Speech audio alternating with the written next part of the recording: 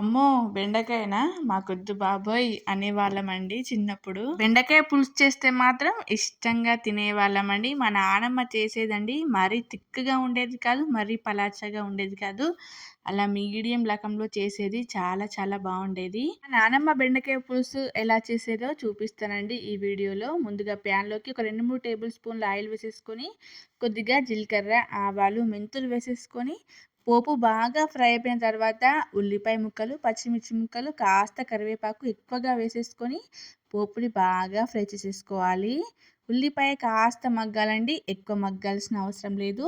ఇప్పుడు అందులోకి కొద్దిగా అల్లం వెల్లిపాయ పేస్ట్, పసుపు వేసేసుకొని పచ్చి వాసన వెళ్ళేదాకా బాగా ఫ్రై చేసేసుకోవాలి. చూడండి, ఇలా వీడియోలో చూపిస్తున్న విధంగా ఇలా ఫ్రై చేస్తే సరిపోతుంది. మా నానమ్మ అయితే మంచిగా మట్టి కుండలో చేసేదండి బెండకాయ పులుసు.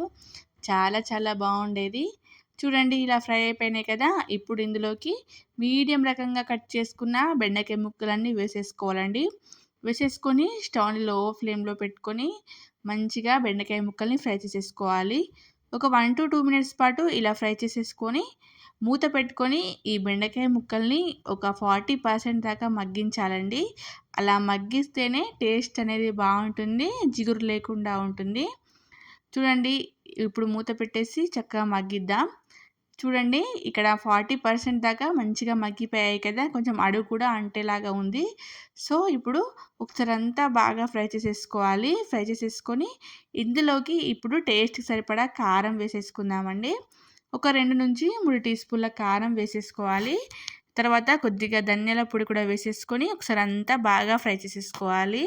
మీరు మీ టేస్ట్ ప్రకారంగా కారం వేసేసుకోండి. మేమైతే మీడియం రకంగా తింటాం కారం. సో, నేను ఒక 3 టీ స్పూన్స్ వేశాను. మీరు కొంచెం తక్కువ తినేవాళ్ళైతే తక్కువ వేసుకోవచ్చు. చూడండి, ఉప్పు, కారం అంతా బాగా కలిసేలా మంచిగా కలిపేసుకున్నాం కదా! ఇప్పుడు ఇందులోకి చింతపండు రసం వేసేసుకుందామండి. ఫస్ట్ చిక్కటి చింతపండు రసం వేసేసుకోవాలి. వేసేసుకొని ఒకసారి అంతా బాగా కలిపేసేసుకోవాలి. పోపు అంతా పులుసుకి బాగా పడుతుంది. ఇప్పుడు వాటర్ వేసేసుకోవాలండి. మీరు ఎంతైతే పులుసు చేసేసుకుంటారో అంత సరిపడా వాటర్ వేసేసుకొని టేస్ట్‌కి సరిపడా రాళ్ళుప్పు వేసేసుకోవాలండి. రాళ్ళుప్పు వేసుకుంటే ఫ్లేవర్ అనేది చాలా బావుంటుంది.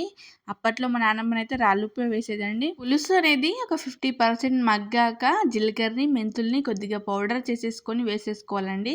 కొంచెం లైట్‌గా వేయించుకొని పౌడర్ చేసుకొని వేసుకుంటే ఫ్లేవర్ అనేది చాలా బావుంటుంది.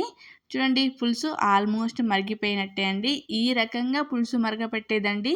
మరీ చిక్కగా మరగపెట్టేది కాదు, మరీ పల్చగా కాదు. ఈ రకంగా ఉంటే వేడి వేడి అన్నంలో పోసుకొని తింటూ ఉంటే బాగుండేదండి. మీ దగ్గర ఉంటే కొద్దిగా కొత్తిమీర కూడా అలా చల్లేసుకోండి, ఇంకా బాగుంటుంది. నా దగ్గర కొత్తిమీర లేదు, సో నేను కొత్తిమీర వేయలేదు. వేడి వేడి అన్నంలో ఈ బెండకాయ పులుసు వేసేసుకొని తింటూ ఉంటే అద్భుతంగా ఉంటుందండి.